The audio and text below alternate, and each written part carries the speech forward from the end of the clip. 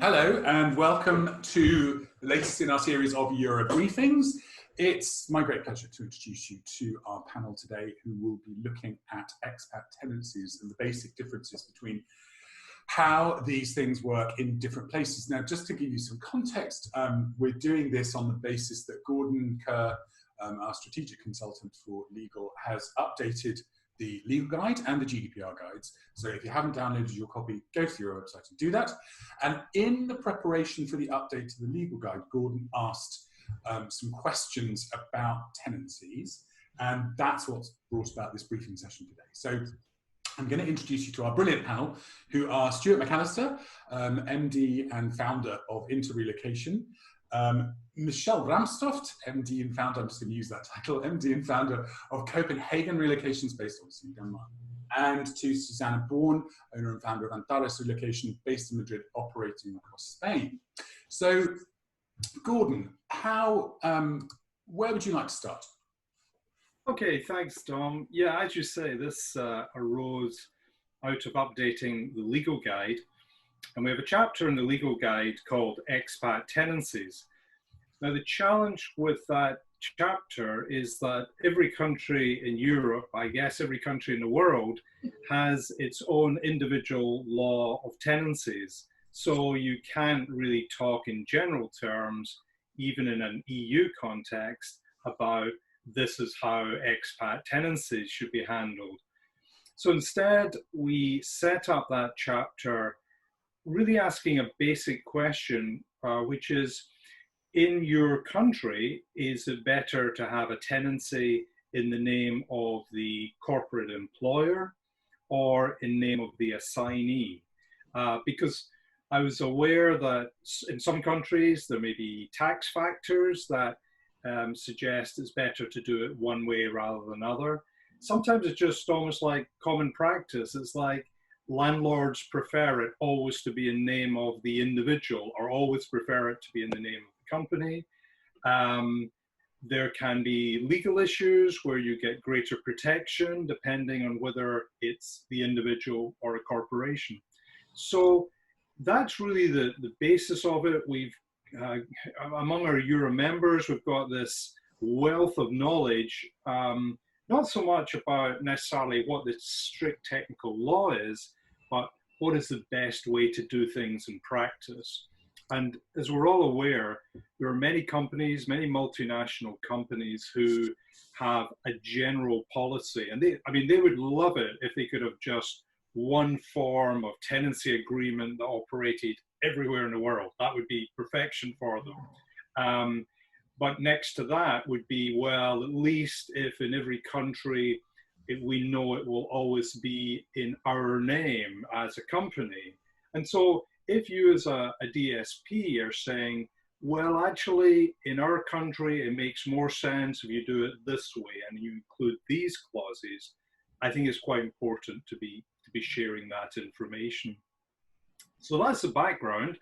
And since I'm speaking already, if I kick off with the UK, which actually is a fairly simple scenario, there's no real tax advantages in having it either individual assignee name or corporate name.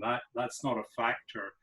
Though, as an aside, I should say that a few years ago, most of the oil and gas companies had set up quite complicated trusts to take leases for expats. Now, they were called employee benefit trusts, and they did have tax advantages. And then the tax man came along and said, this feels like tax evasion to us, and they really clamped down on them. And the one thing, again, we're all aware of this, employers, multinational employers, will get well away from anything that involves tax evasion or being accused of mishandling their tax affairs. So that did happen for a while, but it should be history now. They should be out of the way. So in the UK today, I think it's fair to say that we're seeing corporate leases diminish in volume, and there are two specific advantages of personal leases. One is the deposit is protected. So there's all kinds of rules about how a deposit, a security deposit, has to be handled by a landlord or landlord's agents. And these rules only operate to protect individuals. They don't operate to protect companies. And we also have consumer protection, and we call it unfair contract rules. So if you put a rule, a clause in a lease that's really unfair on the tenant, then the tenant can go to court and the clause will be disregarded. But again, that only applies to individuals. If you enter a lease or a tenancy agreement as a company, then you can't argue, you can't take the benefit of consumer protection. So for both of these reasons, we've seen a switch away towards individual assignee lettings. Now, there probably would be other factors, and again, I would encourage EuRA members to throw in their comments because I'd like to build on the project that we've already started, and there'll be so many other angles. But that's all I've got to say from a UK perspective. And I'm going to pass on to Stuart, who very kindly contributed quite a lot of information from different countries in Central and Eastern Europe. So over to Stuart. Thanks, Gordon. I remember some of it. I'll start at home. Obviously, I'm based in Budapest, Hungary. It's a country where I know the situation probably the most. The tendency over the last few years has been, there is a variance depending on the size of the property. So if it's for certainly the 1 and 2 bedroom apartment market, and by the way, I need to put in a kind of a disclaimer here that I'm talking about pre-COVID-19 market situation. Currently in Budapest, we're not unique, but we have 5,000 properties that were on the Airbnb and Booking.com market, that many of which are now back on the long-term market because the landlords are desperate to make some money. So in terms of it was very much a landlord-driven market for that range because there are so few properties on the long-term market. That's obviously going to change. But I'm going to talk about before the kind of the 15th of March kind of time. The tendency was that the market's very fast moving, and that it used to be historically that a corporate lease was seen as safer, that there was a security for the landlords, that you're working with a big multinational, they're to be trusted, they'll pay us. Ironically, that seems to have changed. Now it's all about speed. Landlords can push through slightly less scrupulous contract terms with a private individual, which may or may not be fair. By the way, the housing law doesn't really distinguish. It doesn't really give you a benefit either way, whether as a private individual, as a corporate. But the landlords have been tending to prefer to work with private individuals. And of course, I think because far more assignees are on either lump sum or their employers are only having corporate leases at the very, very highest end of the company, at the top echelons of management, that we're seeing mostly private leases. Where we have had corporate leases, it's actually been rather challenging because the lease approval process can be very cumbersome. It can take several days, even weeks. And when that happens, we have seen situations where properties were lost because another tenant comes along who just sort of goes through a minor overview of the lease contract, agrees, some minor back and forth, and then says, okay, let's go ahead. So definitely I would conclude that for Budapest, I mean, not necessarily Hungary as a whole, but for Budapest, certainly the days of the popularity of the corporate contract have definitely gone. We're also seeing that in some cases, slightly, let's say, I wouldn't say it's an arrogance, but certainly a lack of attention to the deadlines for payment. That once a lease contract signed, that the paying weeks or even months late doesn't seem to concern the corporate side in terms of the potential for their CEO to be evicted from his or her home. It's interesting, let's say. But let me say a few words about the other two main countries that we cover within our region, which is the Czech Republic, or Czechia, as it's now supposed to be known, and Poland. Poland is tending towards, there's no real difference in legal terms, but they're still at the stage where corporate leases are preferred because of the perceived greater financial security. It's also perceived that it's easier to take legal action against a corporation than a foreign individual. But in reality, there isn't going to be a case where, as a private individual, you'd struggle to sign a lease. It's just a preference that's perceived in Poland. In terms of Czechia, Czech Republic, it actually reflects, Gordon, what you said, that the private individuals are quite well protected by the civil code, whereas in the case of a corporate lease, the rights and obligations of the lease contract tend to be more balanced. But they find there that most landlords don't have a particular preference. And yes, again, from a DSP point of view, the approval process for a corporate lease is more time-consuming and cumbersome. And yes, occasionally, I mean, if we're looking for that all-important evaluation, one of the worst things we see is when we lose a property because we're slow. And in the meantime, a fast-moving other potential tenant for that beautiful property that we found comes along and just says, yep, I'll take it. No quibbling over the lease contract for days on end, just signs. It's a very sad situation, and it's very sad when we don't want to blame any particular individual, but we also don't want to be seen to be at fault ourselves. Good point, Stuart. So that's my brief overview. Thanks, Stuart. I think we're moving on to Denmark and Michele. How do you see things, Michele? Hello, hello. I see things exactly pretty much as you do in Budapest, Stuart. It's a fast-moving market pre-COVID-19. And there is among certain landlords, there's this perceived idea that they're more protected with a corporate lease. But in the past 10 years, it's mostly private lease tenancies, contracts.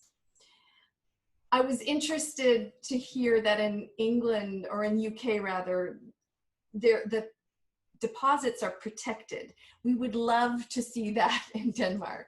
Denmark has a lot of pluses, but protecting those deposits according to Danish law, the deposit is the owner of the landlord, and he can use that any way fit. And what we've seen in the last, since the last crisis, is that landlords are finding more and more reasons why they have to keep your deposit. Oh yeah. Yeah. And even though I think it was 2015, the law has changed, which is making it's more in favor for the tenant, and we can still see some contracts coming across that are trying to say that, for example, if it's newly renovated, so you have to, when you leave, no matter if it's 1 month, 1 year, or 3 years, you have to totally renovate when you leave, which is ridiculous. Yeah. But they've changed that, and now it should be, it's a little play on words, it appears to be as it was, which means if you've lived there 5 years, okay, yeah, you're gonna have to do some redecorating, you're gonna have to do some repainting and maybe do the floors. But it's reduced that, it's much better now for the tenant that they don't have this huge bill when they're leaving. Wow. So Michele, is there no concept of normal wear and tear Yes, in there is. There is normal wear and Oh. tear, but if you've been there for 4 or 5 years, you pretty much have to make it look as it was when you moved in. Wow. Depends on the move-in report and stuff like that. But you have to give it back in good condition, which is how we want them to do it anyway. And we help them with that. There is, what else did I want to say? That's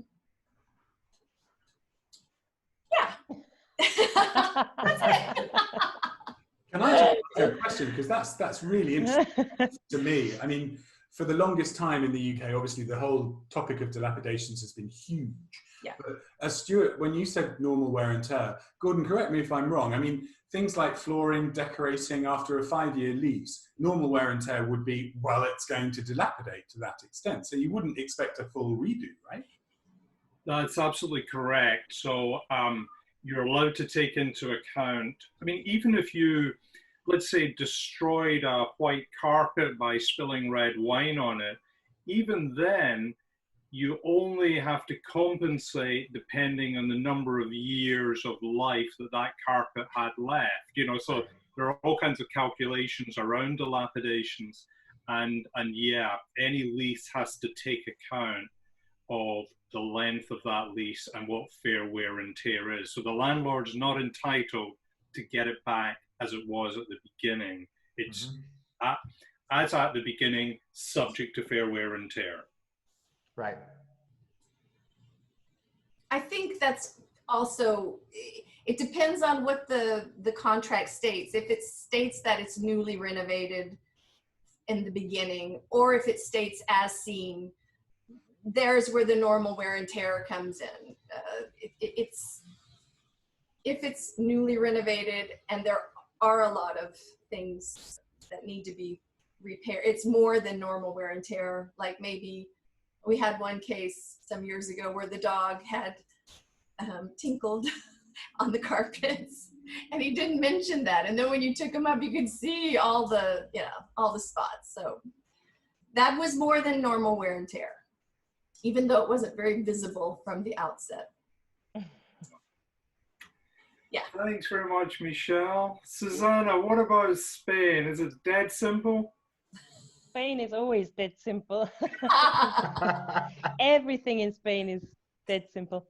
No, we like both Alistair and Michele were saying, we have, it is more normal now that we have individuals sign the lease, okay?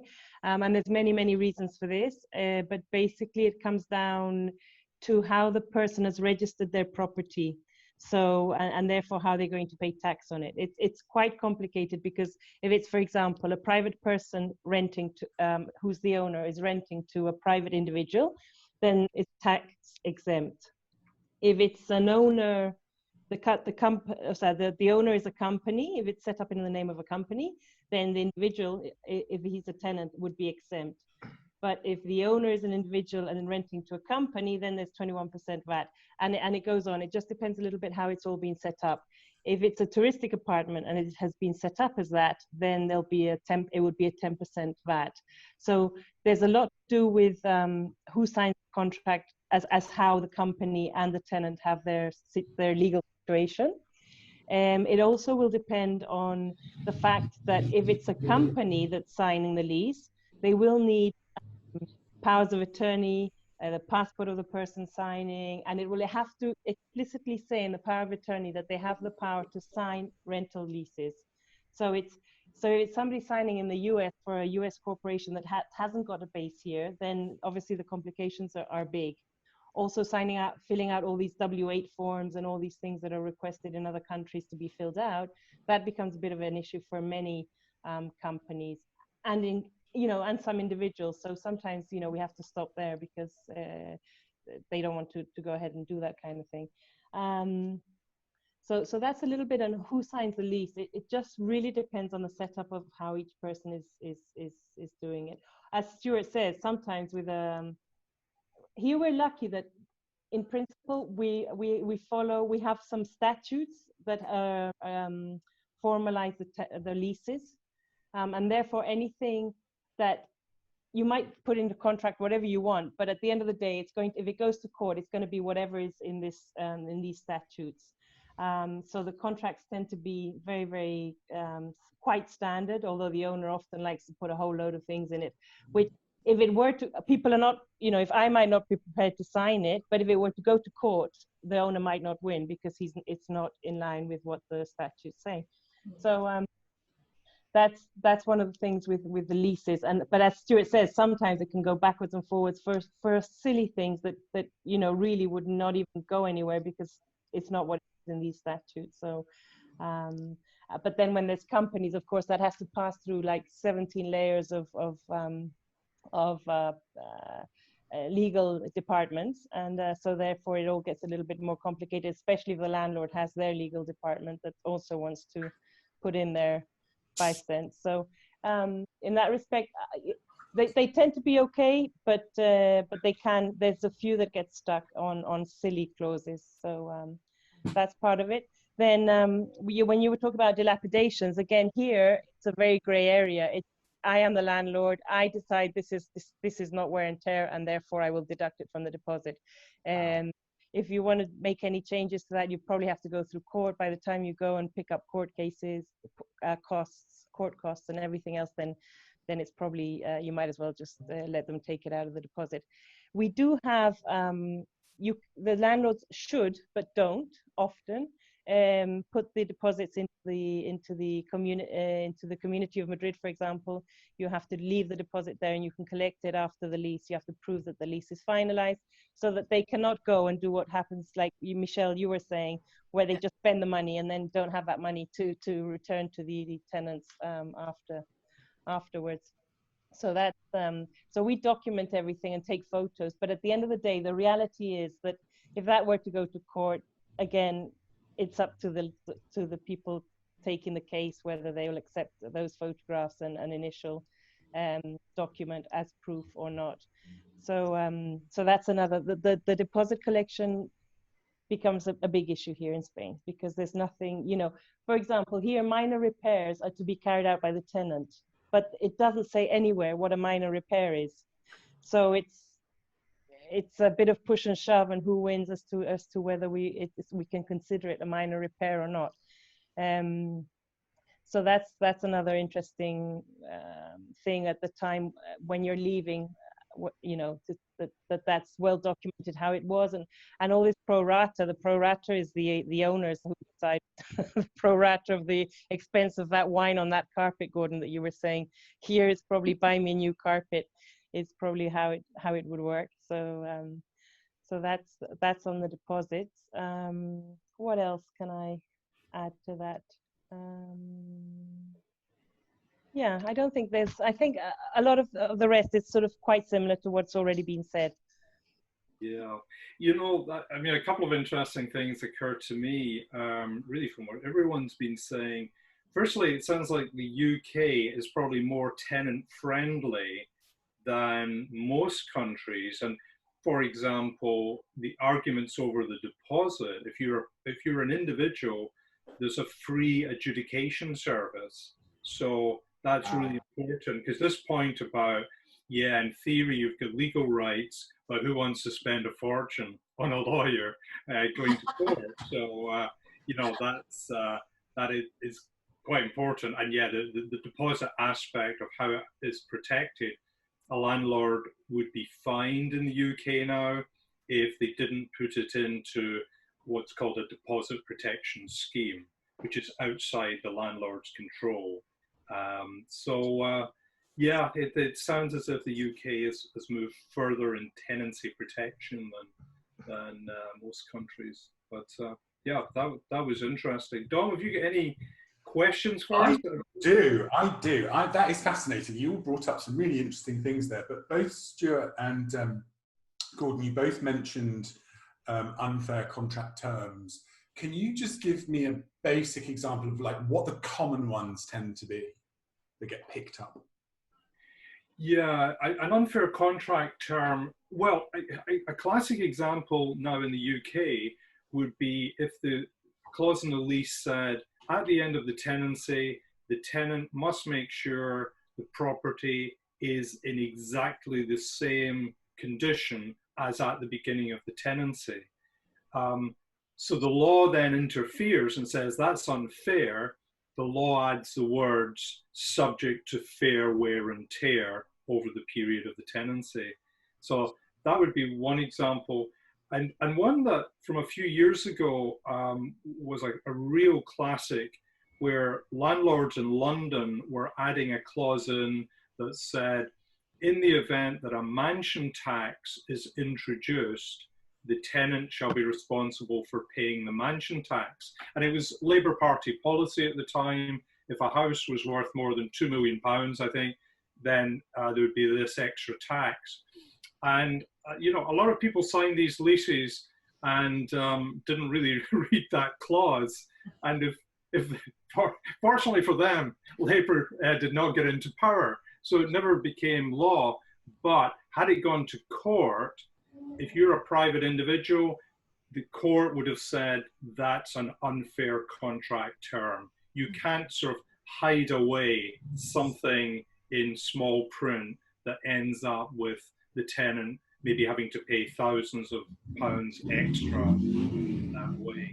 Yeah, and I can add another one if you want, which is, for example, lease duration. The lease duration here can be for 1 year. If it's again, it depends how if it's a company to company, etc., etc. But normally the lease used to be that it was a minimum lease of a year, and then you could opt out of that by giving 1 or 2 months notice without having to pay any extras. They've reduced that now to 6 months, and then you pay a proportional part of the rent till the year's up. But so some people say, okay, which the maximum lease is 5 years, so I'll do it for 5 years. But so then so if you leave before after the 6 months, you've got more to prorata to the 5 years than to the year, for example. Mm-hmm. So that again would be something that we would say, no, we'll do it for a maximum of 5, and after the first year, you can leave at any time. But there's some owners that say, no, I will not accept that. So the lease duration, for example, is something that also here in Spain often is an abusive clause when they do want to put it in. Normally now we don't come across it so much, but I would say it's abusive, and I would probably say let's not sign it if they didn't give up on that. So yeah, that's another example, Dom. I think it's really interesting how there is this big differential between, you know, different countries, between who has the power in this relationship, whether it sits with the landlord or whether it sits with the tenant. And, you know, Stuart, you referred to Airbnb, 5,000 properties roughly, and, you know, flooding into the marketplace because the landlords want longer leases. Do you think that will that alter any of the legal status of what's going on right now in Hungary? Absolutely. I mean, at the moment, literally, I have property managers phoning up and saying, do you have any tenants yet? Do you have any tenants yet? And it's not that I'm encouraging you to all relocate here, but if you want to, I can get you some really good deals. And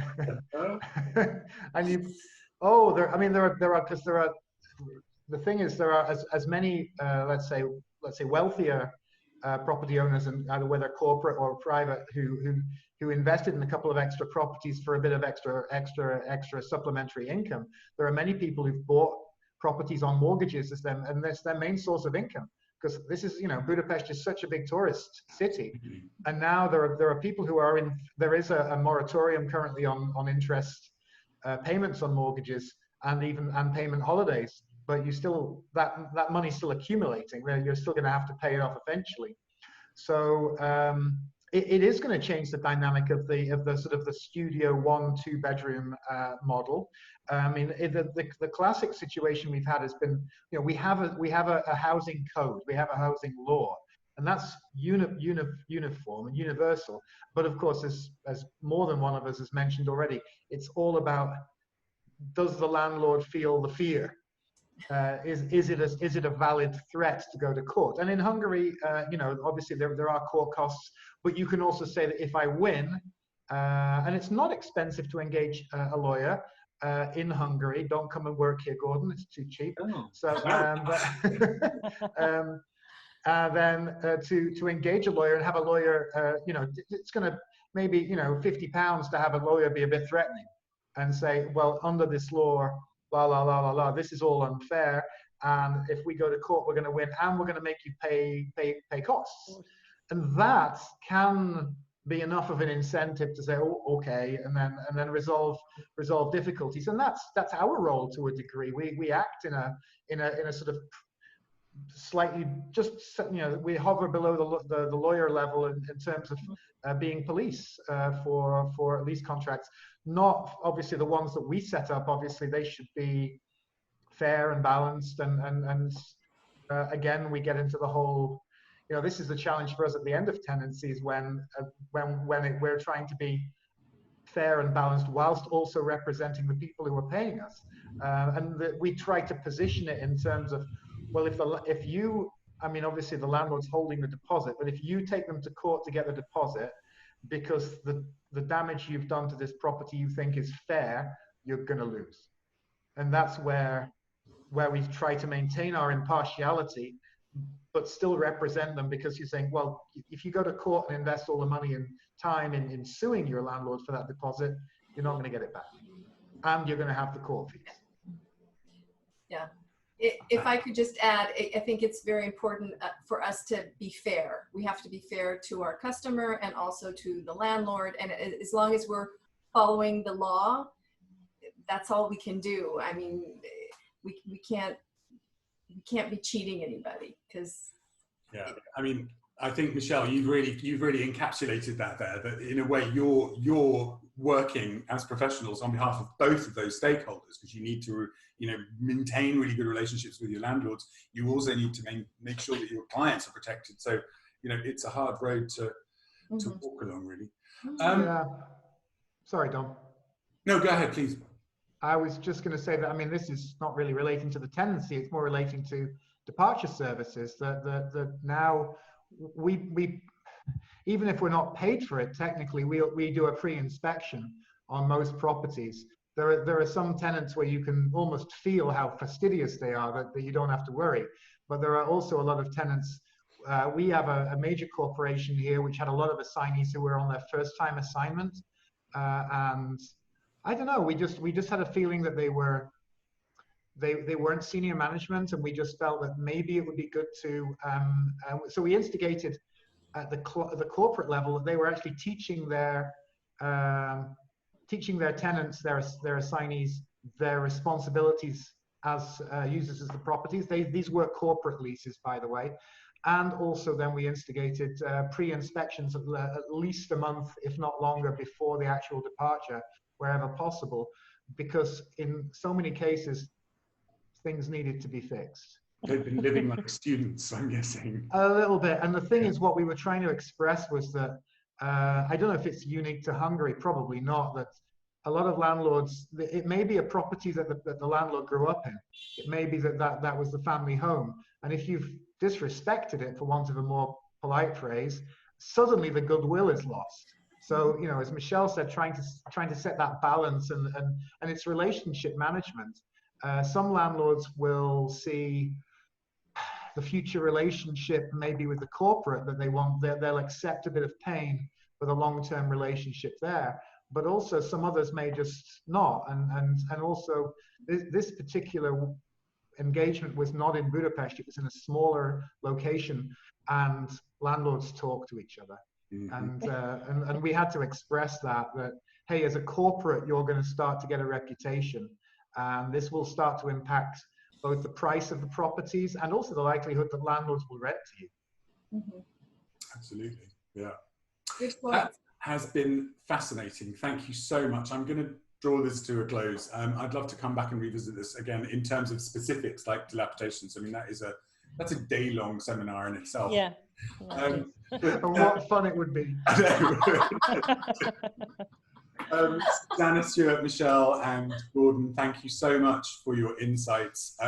Just to let you know, the next briefing we've got coming up will be looking at how all of the providers within the mobility supply chain are adjusting to new service processes living with COVID-19, and that's going to be coming up on the 8th of July. But in the meantime, thank you so much. It's been fascinating and really good to see you all. Thank you. Thank you. Thanks a lot, Dom. Thanks, everybody. Bye.